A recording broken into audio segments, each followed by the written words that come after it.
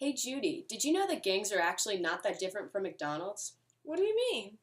Well, there's this fascinating chapter in Freakonomics called Why Do Drug Dealers Still Live with Their Mom?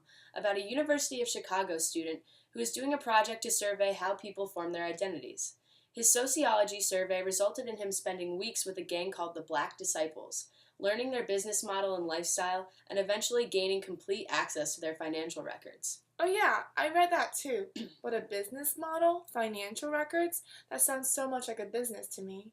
Not only does it sound like a business, but it's also based off a lot of economic theories and concepts. Economics? What does economics have to do with gangs? Well, the Black Disciples was essentially a large gang broken up into hundreds of branches, similar to McDonald's franchises. The leader of this particular branch was JT, a college educated man with a business degree. He reported to what was called, like in any normal business, the board of directors, who were 20 men who controlled all the branches. But why would he report to the board of directors? It's all about incentives, of course. Didn't you learn that in econ class? One of the principles in economics is that people respond to incentives. Incentives induce a person to act. For 20% of JT's revenue, the board of directors gave JT the exclusive right to sell crack within a 12-block area. Well, since it's all about the incentives, wouldn't the board of directors have an incentive too? Of course, JT, in return, helped the board of directors delegate all other wages and positions as he saw fit, which included a bodyguard, a treasurer, and a runner to transport large quantities of drugs and money to and from the supplier. Oh, I see what you mean. So, beneath the officers were 25 to 75 foot soldiers who aspired to become officers too. Yes, and the demand for soldiers, who are aspiring to be officers, like you said, depended on various factors that affected the demand for crack, including the size of the territory the gang was catering to and the season. Autumn is peak crack season. Well, I learned in economics class that if the demand curve shifts, then the labor demand curve will also shift. So, since demand for crack is high during autumn, does that mean that demand for soldiers will also be high? Yes, again, and at the bottom of the crack employment pyramid were about 200 rank and file members who weren't actually employees but paid dues to the gang for protection or in hope of eventually becoming a foot soldier.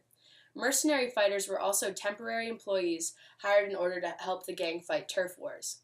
Beyond hundreds of employees, the gang had other surprising expenses. The Black Disciples even had their own form of public relations, throwing community events for the people of the projects. They were also loyal to their members, paying families of murdered gang members up to 3 years of their loved ones' wages. To me, it sounds like the Black Disciples gang resembles a McDonald's in the sense that there are wage discrepancies between the CEO and a burger flipper or director and a foot soldier. Yeah, there were definitely wage discrepancies. Each of the 20 directors made about $500,000 per year.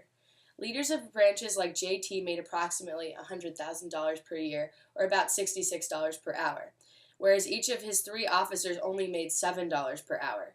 The foot soldiers earned a measly $3.30 per hour. Thus, the top 120 members of the entire Black Disciples organization were only 2.2% of the corporation, if you will, but took home more than half of the profits, skewed in the same way huge corporations like McDonald's are. That sounds like compensating differentials, which is a difference in wages that arises to offset the non-monetary characteristics of different jobs and income inequality right there. Yeah, you're definitely right. Unlike the typical minimum wage job at McDonald's, however, the work of the Black Disciples was a lot riskier. At any given time, 1/3 of the board of directors was in jail. Even worse were the odds of physical injury or death. If you were a member of JT's gang in the 4 years it was studied, you would have been arrested an average of 5.9 times, suffered 2.4 non-fatal wounds, and had a 1 in 4 chance of dying. Compare that to the most dangerous job as determined by the Bureau of Labor Statistics, a timber cutter who had a 1 in 200 chance of dying in the same 4-year span. In 2003 in Texas, a state which executes more prisoners than any other state, only 5% of its death row inmates were killed, compared to 25% of JT's gang. Well, it sounds like they definitely need some government intervention and enforce laws to prevent injuries and reduce risk. But then, these are illegal activities, so it wouldn't make sense to have a government intervene unless they're shutting down the activities. So why did JT have literally hundreds of people lining up and paying dues simply to receive $3.30 an hour and have a 1 in 4 chance of being killed? Incentives, of course. Oh, so it's the same reason why people move to Hollywood to become the next Jennifer Aniston when they can only have jobs as extras. In the same reason there are hundreds of people applying to be assistants to the editors of magazines. From their circumstances, this was the best job they could have and hoped to be the next JT or director. Yes, exactly. The poverty level, number of single homes, and unemployment levels for the members and families of these gangs were much higher than the national average, whereas the median income and number of adults with a college degree was much lower.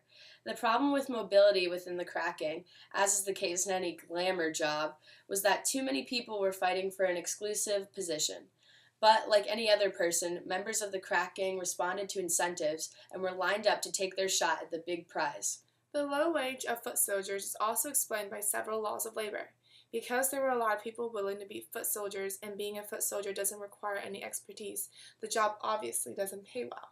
Well, also don't forget that the unpleasantness of said job is another factor that determines the wage, as well as the demand for the services the job provides. Yes, thank you for reminding me. This explains why the foot soldiers made less than half of the minimum wage, whereas prostitutes are much wealthier. Both are unskilled and very unpleasant professions that do not require an education and have similar levels of demand. But far fewer women want to become prostitutes because said profession does not offer the same kind of potential growth as crack does.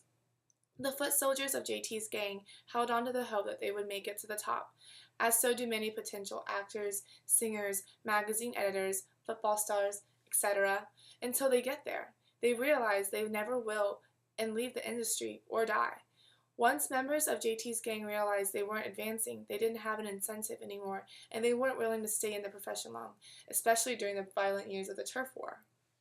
The turf war was particularly damaging for JT's business, as his workers wanted to be paid more for the increased risk, and there were less customers to sell crack to as they avoided the violence of the streets. Understandably, sales plummeted. How did the war start then? JT's workers had different incentives than he did. Whereas the war was extremely expensive for him, foot soldiers had the opportunity to differentiate themselves from other workers by making their name through violence. The lack of social mobility, in some ways, hurt JT and the gang. Don't forget about the externalities. In many ways, crack changed the entire dynamics of the gang scene. Before that, there was no possible way to earn a living in a gang scene. When members wanted to start a family, they had to find a legitimate job. Crack gave them an alternative. It also hurt the black community in unprecedented ways. Before crack, the black-white gaps of income, test scores, and infant mortality were steadily shrinking. After its invention, triple the number of black people were sent to prison, and the gap began to grow again. The homicide rate quadrupled among young black people. Wow, talk about negative externalities. I'm glad we were able to apply economics to drug dealing. Me too, but still don't aspire to be a drug dealer or anything.